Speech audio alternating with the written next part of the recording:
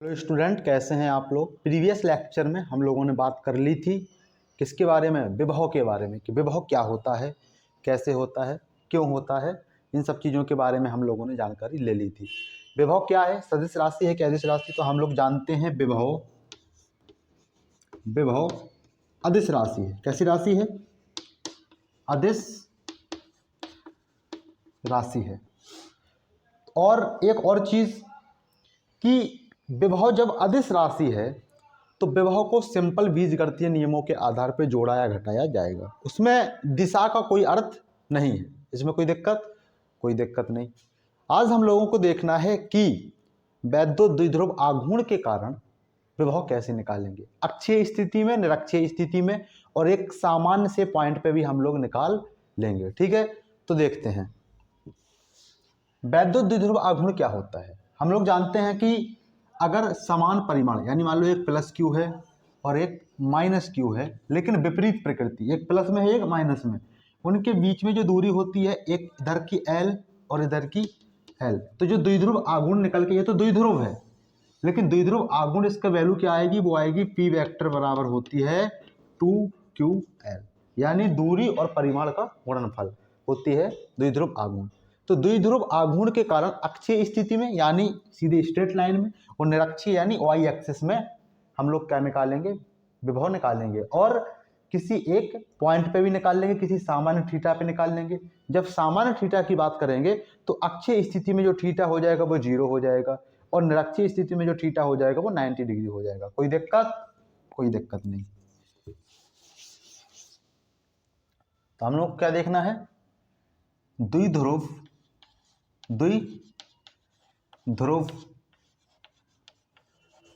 आघूर्ण के कारण, द्विध्रुव आघूर्ण के कारण विभव। सबसे पहले देखो अक्षीय स्थिति में, किसमें, अक्षीय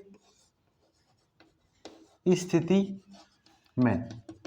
पुराना वाली एक चीज रिवाइज करवा रहे हैं। अगर कोई एक क्यू आवेश रखा हुआ है तो इससे आर दूरी पे, कितनी दूरी पे, आर दूरी पे विभव क्या होगा।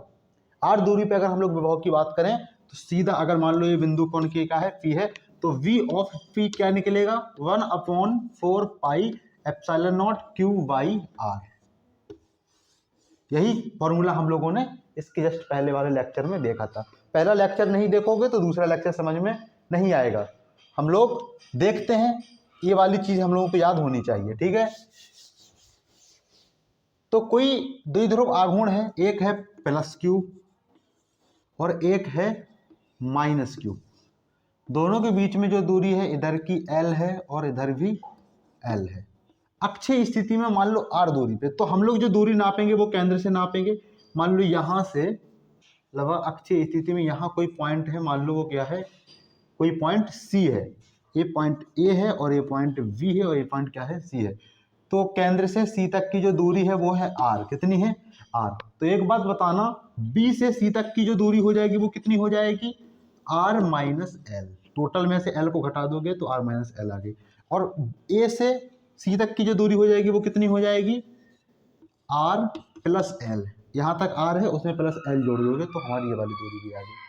अब बात समझो, माइनस क्यू के द्वारा अगर हम लोग सी पे बिंदु निकालें, सी बिंदु पे, तो पहले प्लस क्यू के द्वारा निकाल ले रहे हैं। वी ऑफ ए कितना हो जाएगा, 1/4 पाई एप्सिलॉन नॉट, और प्लस क्यू है तो क्यू, और बाई दूरी कितनी है, दूरी है आर प्लस एल। कितनी है, आर प्लस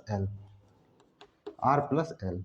और जब वी ऑफ वी निकालें, यानी माइनस क्यू के द्वारा जो हमें विद्युत क्षेत्र की, माइनस क्यू के द्वारा अगर हम लोगों को विभव निकालना है तो वो कितना हो जाएगा, 1/4 pi epsilon not minus q by r minus l. ठीक है, ये हो गया इक्वेशन नंबर फर्स्ट, ये हो गया इक्वेशन नंबर सेकंड। और इक्वेशन मानना ही क्यों है, अगर हम लोगों को वी ऑफ टोटल निकालना है, यानी टोटल विभव निकालना है, तो सिंपल बीजगणितीय नियमों के आधार पे v of a plus v of v हम लोग कर देंगे। ठीक है, तो वी ऑफ ए कितना है, 1/4 pi epsilon not q by r plus l और यहाँ पे माइनस करोगे तो माइनस लगा 1/4 pi epsilon not q by r minus l. इसमें कोई दिक्कत? हम लोग आगे चलते हैं, इसको लिख लिए। अब देखो जो 1/4 पाई एप्सिलॉन नॉट है इसमें भी कॉमन है और इसमें भी कॉमन है, तो वी ऑफ टोटल कितना आया 1/4 पाई एप्सिलॉन नॉट, और क्यू भी कॉमन है, इसमें भी क्यू कॉमन है और इसमें भी क्यू कॉमन है, तो क्यू भी कॉमन ले लिए 1/r प्लस एल और -1/r माइनस एल। ठीक है, अब देखो r प्लस एल और r माइनस एल को लोगे एलसीएम तो आ जाएगा 1/q/4 pi epsilon not r plus l और r माइनस एल। जब इसका भाग इसमें दोगे तो बचेगा r माइनस एल, क्या बचेगा r माइनस एल और माइनस चिन्ह लगेगा, और जब इसका भाग इसमें दोगे तो बचेगा r प्लस एल। देखना जब ब्रैकेट खुलेगा तो r भी हो जाएगा माइनस, ये प्लस में है तो r कैंसिल, ये माइनस में और ये भी माइनस में हो जाएगा तो 2l आ जाएगा। क्या आ गया v of total q/4 pi epsilon not -2l upon, देखो एक ब्रैकेट में a प्लस बी, एक ब्रैकेट में a माइनस बी, एक ब्रैकेट में a प्लस बी है, एक ब्रैकेट में a माइनस बी है, तो क्या हो जाएगा r का स्क्वायर प्लस l का स्क्वायर, r का स्क्वायर माइनस l का स्क्वायर हो जाएगा। ठीक है, अब देखो 2ql, जरूर माइनस का चिन्ह लगा है, लेकिन 2ql क्या होता है, हमारा द्विध्रुव आघूर्ण होता है। हम लोग जानते हैं, यहाँ पे लिख लो ब्रैकेट में कि 2ql बराबर होता है p, क्या होता है p, जो कि क्या है द्विध्रुव आघूर्ण है। तो हम लोग v ऑफ टोटल अगर निकालें तो आ गया -1/4 pi epsilon not p upon r square minus L square. ठीक है, यहां पे एक बात समझने लायक है कि जो द्विध्रुव आघूर्ण होते हैं वो आपस में उनकी जो दूरी होती है ना, जो 2l है, वो बहुत कम होती है, बहुत कम। क्यों होती है? क्योंकि द्विध्रुव आघूर्ण हम लोग बनाते नहीं हैं, वो एक्चुअली पहले से ही एग्जिस्ट होते हैं। जैसे मान लो HCl है, क्या है HCl। अब हम लोग देखते हैं कि क्या संभव है द्विध्रुव आघूर्ण बनाना, कि एक Q और दूसरा Q, एक नेगेटिव में है एक पॉजिटिव में है और कुछ दूरी पर रखे हुए हैं, संभव नहीं है, वो आपस में क्या हो जाएंगे, चिपक जाएंगे। लेकिन फिर भी होता है, क्यों होता है? ये बात देखने वाली है कि जो L है, देखो L क्या है, HCl के अंदर है, Cl और HCl कितने दूर दूर होंगे एक अणु में, वो कितने दूर दूर हो सकते हैं, मतलब जो दूरी है बहुत बहुत बहुत कम है, पॉइंट में समथिंग आएगी अगर हम लोग मीटर यूनिट में ले रहे हैं तो जब स्क्वायर होगा उसका, L का जब स्क्वायर होगा तो वो और कम हो जाएगा, यानी L is less than R, तो L स्क्वायर तो मोर लेस देन हो गया, तो हम लोग यहाँ पे L स्क्वायर को क्या मान लेंगे, 0 मान लेंगे, यानी नगण्य मान लेंगे, 0 ना मान के नगण्य मान लेंगे, क्या मान लेंगे, नगण्य।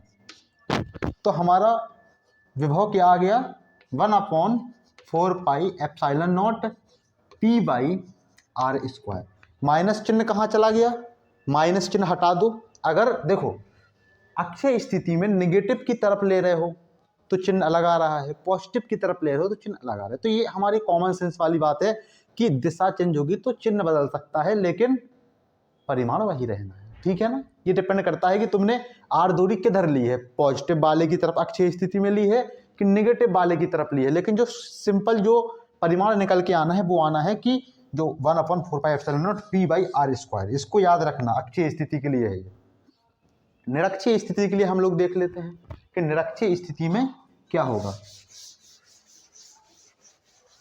देखो जब निरक्षीय स्थिति की बात करें, निरक्षीय स्थिति में, निरक्षीय स्थिति में, निरक्षीय स्थिति में क्या होगा, एक है प्लस क्यू, एक है माइनस क्यू। इन दोनों के बीच की जो दूरी है सेंटर से इधर भी एल है और इधर भी एल है। यहाँ कहीं पे आर दूरी पे कोई बिंदु है पी, कोई बिंदु है पी। पी तो वैद्युत द्विध्रुव होता है, तो इसको हटा दो, इसको ले लो सी ले लो। क्या ले लो? सी। ए बी और सी, ये जो दूरी है वो कितनी है? आर दूरी है। अब हमें अलग अलग निकालना है, प्लस क्यू के द्वारा निकालेंगे और माइनस क्यू के द्वारा भी निकालेंगे। तो प्लस क्यू के द्वारा जो सी तक की जो दूरी है वो ये है, कितनी हो जाएगी? पाइथागोरस थ्योरम, कर्ण का स्क्वायर इक्वल टू लंब का स्क्वायर प्लस आधार का स्क्वायर। तो ये जो दूरी हो जाएगी वो हो जाएगी under root L square plus are square. तो ये वाली दूरी भी सेम होनी है, under root L square plus are square. ठीक है, इसको देख लेना। अब देख क्या लेना है, होती ही है पाइथागोरस थ्योरम से हम लोग जानते हैं। अब देखो प्लस क्यू यानी v of A, v of A कितना है? 1/4 पाई एप्सिलॉन नॉट। क्यू कितना है? क्यू प्लस क्यू है, क्यू। और आर यानी दूरी कितनी है? Under root L square plus are square. v of v देखो 1/4 pi epsilon not minus Q, इस क्यू के द्वारा है, माइनस क्यू के द्वारा, minus Q upon under root L square plus are square. जब तुम v ऑफ टोटल निकालोगे तो क्या आ जाना है? 1/4 pi epsilon not q by under root L square plus are square, और माइनस, क्योंकि क्यू माइनस में है, minus 1/4 pi epsilon not q by under root L square plus are square. ठीक है, एक प्लस में है एक माइनस में है, सेम है तो जीरो आ जाएगा। v टोटल कितना आ गया? जीरो आ गया। v टोटल कितना आ गया? जीरो। इसमें कोई दिक्कत? कोई दिक्कत नहीं। अब देखो जीरो आया यानी निरक्षीय स्थिति में कितना आया? जीरो आया। तो हम लोग नोट डाल के लिख लेंगे, क्या लिख लेंगे कि वैद्युत द्विध्रुव आघूर्ण के कारण निरक्षीय स्थिति में विभव, चाहे वो बिंदु कहीं भी हो, चाहे यहाँ हो चाहे यहाँ हो, निरक्षीय स्थिति में विभव जो होता है वो कितना होता है? शून्य होता है। ठीक है,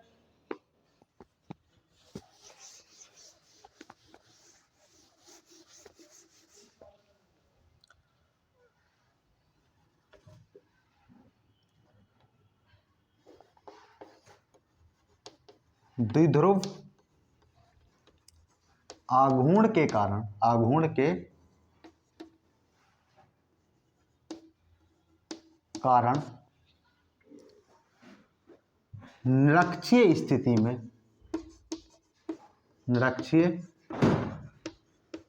स्थिति में विभव, विभव शून्य होता है। कितना होता है? शून्य होता है। ठीक है, इतनी बात क्लियर है। हम लोग अब किसी एक सामान्य पॉइंट पे देख लेते हैं, किसी एक सामान्य पॉइंट पे कि कोई भी एंगल दिया गया हो, उसके लिए विभव क्या होगा, देख लो। हेडिंग क्या रहेगी? द्विध्रुव आघूर्ण के कारण, द्विध्रुव आघूर्ण के कारण थीटा कोण पर, थीटा कोण पर किसी सामान्य बिंदु पर विभव, किसी सामान्य बिंदु पर विभव। देखो एक है प्लस क्यू है, एक क्या है? प्लस क्यू है, एक है माइनस क्यू। क्या है? Minus Q.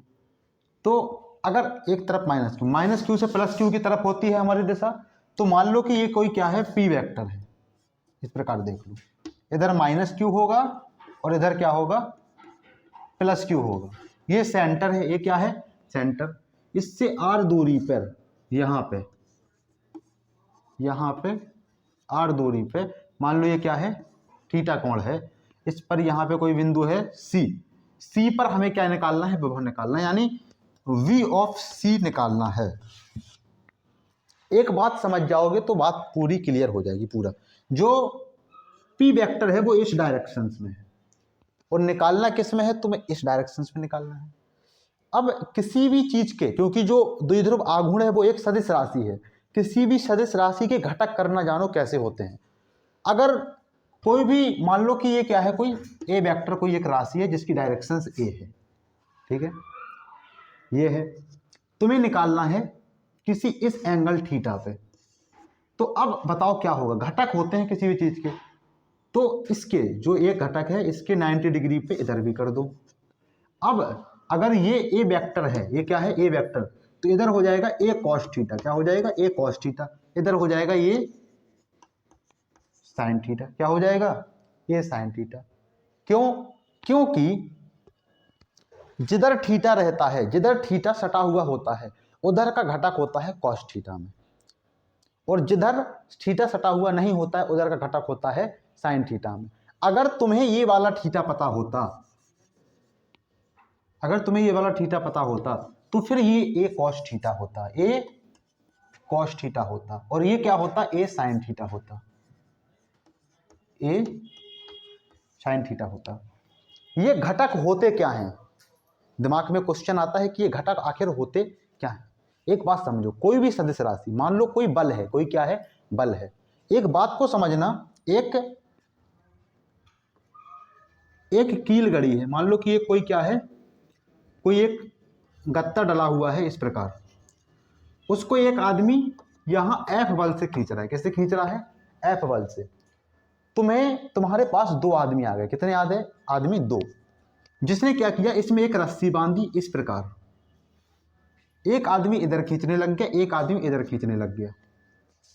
अब बताओ इस पर टोटल बल तो एफ लग रहा है इधर की तरफ, ये जो गत्ता चलेगा वो तो इधर इसी डायरेक्शन में चलेगा। और अगर हमसे कह दिया कि ये वाला एंगल थीटा है, तो इधर का जो आदमी बल लगा रहा है वो लगा रहा है एफ कॉस थीटा, और इधर का जो आदमी बल लगा रहा है वो लगा रहा है एफ साइन थीटा। और अगर तुम्हें ये वाला थीटा पता चल गया, ये वाला, तो ये वाला जो आदमी बल लगा रहा है वो लगा रहा है एफ कॉस थीटा, ये वाला आदमी लगा रहा है एफ साइन थीटा। घटक को समझना बहुत जरूरी है, यहां ही नहीं कहीं आगे चलते हैं हम लोग, अगर आगे मैकेनिक्स में हम लोग बढ़ेंगे, क्लास 11th में आप लोग पढ़े होंगे, अगर नहीं पढ़े हैं तो आगे चल के बीएससी एससी करोगे, किसी और एग्जाम की तैयारी करोगे तो वहां समझ में आएगा। जैसे मान लो कोई ये सतह है, कोई क्या है एक सतह है, यहाँ पे कोई एक गत्ता रखा हुआ है, कोई क्या है गत्ता रखा है। अब एक बात तो हम लोग जानते हैं कि जो किसी भी वस्तु ऊपर जाती है तो उसमें जो गुरुत्वाकर्षण बल होता है जो नीचे लगता है, लेकिन फिर भी ये गत्ता इधर की तरफ खिसक रहा है, इधर की तरफ खिसक रहा है, इधर की तरफ, और इसमें जो फोर्स लगना है वो तो लगेगा इधर एम जी, कितना लगेगा एम जी लगेगा नीचे की तरफ। लेकिन अब नीचे की तरफ तो एम जी लग रहा है, लेकिन हमें समझ में नहीं आ रहा है, क्यों, क्योंकि गत्ता नीचे नहीं आ रहा, इधर जा रहा है। तो एक बात समझना, ये वाला जो कोण होगा, मान लो ये वाला कोण कितना है थीटा है, तो इसकी 90 डिग्री में इधर है एक घटक। अगर ये वाला थीटा है तो इधर जो बल लग रहा है वो लग रहा है एम जी कॉस थीटा, और इधर जो बल लग रहा है वो लग रहा है एम जी साइन थीटा, ठीक है। और अगर इधर का एंगल तुम्हें पता होता थीटा, तो ये वाला एम जी कॉस थीटा और ये वाला एम जी साइन थीटा। घटक बहुत जरूरी हो जाते हैं, घटक बहुत जरूरी हो जाते हैं। बात समझ में आई। तो यहां पे जो घटक हो रहा है पी वेक्टर का, समझ पा रहे हो कि ये पी वेक्टर है, इधर द्विध्रुव आघूर्ण की डायरेक्शन से है, इधर की तरफ जो होगा वो होगा पी कॉस थीटा, क्या होगा पी कॉस थीटा, और इधर जो घटक होगा वो क्या होगा पी साइन थीटा, क्या हो जाएगा पी साइन थीटा। अब एक बात समझो, पी कॉस थीटा के लिए जो बिंदु है वो अक्षीय स्थिति में, किसमें है अक्षीय में, लेकिन पी साइन थीटा के लिए जो घटक है वो है निरक्षीय स्थिति में। तो अगर पी कॉस थीटा के लिए देखें, पी कॉस थीटा के लिए, तो वी ऑफ ए मान लो पी कॉस थीटा के लिए, किसके लिए है पी कॉस थीटा के लिए, वो क्या हो जाएगा 1/4 पाई एप्सिलॉन नॉट, और पी की जगह क्या लिखोगे p cos theta upon r square, क्या लिखोगे आर स्क्वायर। लेकिन अगर यही वी ऑफ बी, और वो किसके लिए है पी साइन थीटा के लिए, पी साइन थीटा के लिए, तो पी साइन थीटा के लिए देखो, ये अगर पी साइन थीटा के लिए ए अक्ष हो गया तो ये निरक्ष हो गया, और पी कॉस थीटा के लिए ये वाला अक्ष है तो यही जस्ट अक्ष है। तो पी साइन थीटा के लिए जो सी बिंदु है वो निरक्षीय स्थिति में है। किसमें है? निरक्षीय स्थिति में। जब निरक्षीय स्थिति में है तो वो क्या हो जाएगी, क्या हो जाएगा विभव? जीरो हो जाएगा। निरक्षीय स्थिति में द्विध्रुव के कारण जो विभव होता है वो शून्य होता है, तो कितना हो जाएगा? शून्य हो जाएगा। तो जब तुम v ऑफ टोटल निकालोगे तो v of a plus v of b करोगे, v ऑफ b तो जीरो है तो यही आ जाना है। यानी जो v आएगा, जो v टोटल आएगा वो कितना आएगा? 1/4 pi epsilon not p cos theta upon r square. ठीक है, ये फॉर्मूला है, इसको लिख लो। नीचे कटा है, कुछ कटा है तो इधर लेके दे रहे हैं हम लोग फॉर्मूला। क्या आया है फॉर्मूला? v टोटल बराबर आ गया है 1/4 pi epsilon not p cos theta upon r square. ये वाला एक फॉर्मूला याद रखोगे, अक्षीय वाला भी पता चल जाएगा, निरक्षीय वाला भी। कैसे? जब तुम अक्षीय के लिए बात करोगे, किसके लिए बात करोगे? अक्षीय के लिए, तो जो थीटा बराबर लोगे वो लोगे जीरो। क्या लोगे? जीरो। तो जब cos जीरो का वैल्यू रखोगे तो एक आता है, कितना आता है? एक। तो क्या निकालोगे? v ऑफ टोटल बराबर 1/4 pi epsilon not p cos theta में जब जीरो का मान रखोगे तो cos जीरो का मान 1, तो अकेला p बचा r स्क्वायर। और अक्षीय स्थिति के लिए हम लोगों ने यही फॉर्मूला निकाला था। और जब तुम निरक्षीय के लिए बात करोगे, निरक्षीय के लिए जब बात करोगे तो थीटा बराबर लोगे 90। कितना लोगे? 90 लोगे। तो क्या आ जाएगा? cos 90 की वैल्यू जीरो होती है, वो टोटल को जीरा करेगा तो v टोटल कितना आ गया? जीरो आ गया। तो एक फॉर्मूला अकेला याद रखना है, v टोटल बराबर 1/4 pi epsilon not p cos theta upon r square, द्विध्रुव आघूर्ण से अगर तुम लोग विभव निकाल रहे हो तो। ठीक है, इतनी बात क्लियर है। एक क्वेश्चन हम लोग कर लेते हैं और आगे बढ़ते हैं। ठीक है, चलो देख लेते हैं।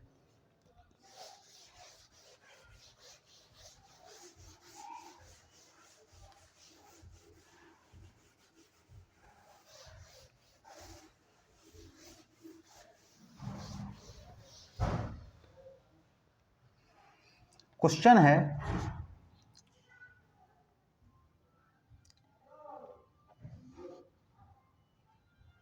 9 × 10⁻⁹ 10⁻⁹ कूलाम मीटर का एक द्विध्रुव आघूर्ण है। एक द्विध्रुव आघूर्ण है। उससे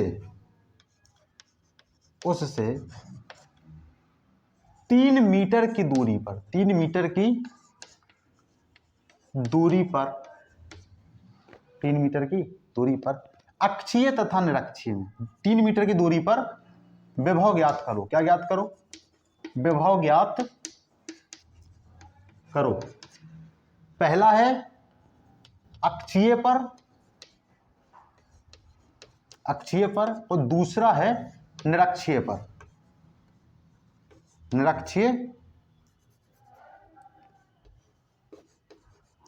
निरक्षीय स्थिति पर। देखो, अक्षीय स्थिति की अगर बात करोगे तो जो P है, P वो कितना है? 9 × 10⁻⁻⁹। पहला वाला हम लोग सॉल्व कर रहे हैं। उससे कितनी दूरी पर? 3 मीटर की दूरी पर। 3 मीटर की दूरी पर क्या है? हमें विभव निकालना है, v निकालना है। अब देखो, अक्षीय स्थिति के लिए जो फॉर्मूला होता है वो क्या होता है? v बराबर 1/4 pi epsilon not p/r square. ठीक है, और यहाँ पे देखो 1/4 पाई एप्सिलॉन नॉट की वैल्यू क्या होती है? k, यानी 9 × 10⁻⁹ इंटू p की वैल्यू क्या है? 9 × 10⁻⁻⁹, 9 × 10⁻⁹। और बटे में r की वैल्यू क्या है? 3 मीटर है, तो 3 और 3 का स्क्वायर करोगे तो 9 आ जाएगा। 9 से 9 कैंसिल, 10⁻⁹ और 10⁻⁻⁹ क्या हुआ? कैंसिल। अब आया अकेला 9, बचा 9 वोल्ट। क्या बचा? 9 वोल्ट। यही हमारा आंसर हो गया। क्या हो गया? आंसर हो गया। और निरक्षीय के लिए देखोगे, निरक्षीय के लिए देखोगे तो शून्य आ जाना है। क्या आ जाना है? शून्य।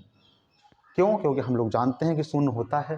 ठीक है, तो एनसीईआरटी में जितने भी विभव के क्वेश्चंस हैं, सारे के सारे, सारे के सारे, चाहे वो एग्जाम्पल्स हों, चाहे वो क्या हो, उदाहरण दिए गए हों, जो यहाँ पे क्वेश्चंस दिए गए हों, सारे ही फॉर्मूला बेस्ड क्वेश्चन हैं।